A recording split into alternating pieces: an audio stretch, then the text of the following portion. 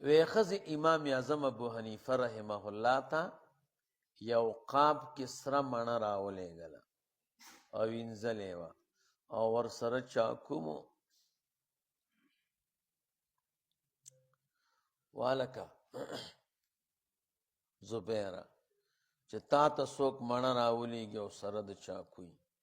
او سره مڼی څه به ورسره کې چې انځلې مې او قاب هم سپینی او چاکو هم ورسره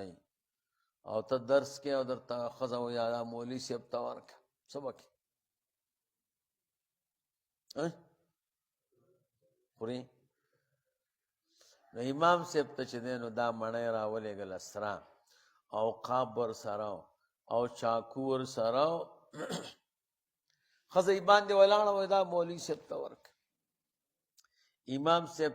وی دا چا راوړې دا ښځې راوړې صحیح چاکو یې راواغسته او مڼۍ په میز نیمه کړه پوهېږې او دا سپین طرف یې پورته کړ واپس یې ورولېږله وایي دا ښځې ته ورکړه طالبانو ورته وی هغې دومره خواري وکړه او مڼۍ وینځل او قاب او چاکو نو صاحب تاسو پرېکړه و مو نه خوړه خفه به شي ویل دی د خوراک دپاره نه و رالېږلې دې د مسلې پوښتنه کوله چې په مودې د حیض کې کم رنګونه په حیض کې شامل دي دې مڼه کې سور رنګه مي دې کې تور رنګه مي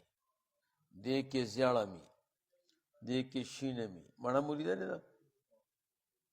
هر قسمه رنګونه پکې وای ما پریکړه او سپین طرف مې ورته ښکاره کړ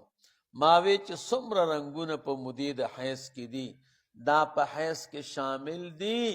تر څو پورې چې دقسې سپینوالی ونه وینې دی د خوراک دپاره نه و رالېږلې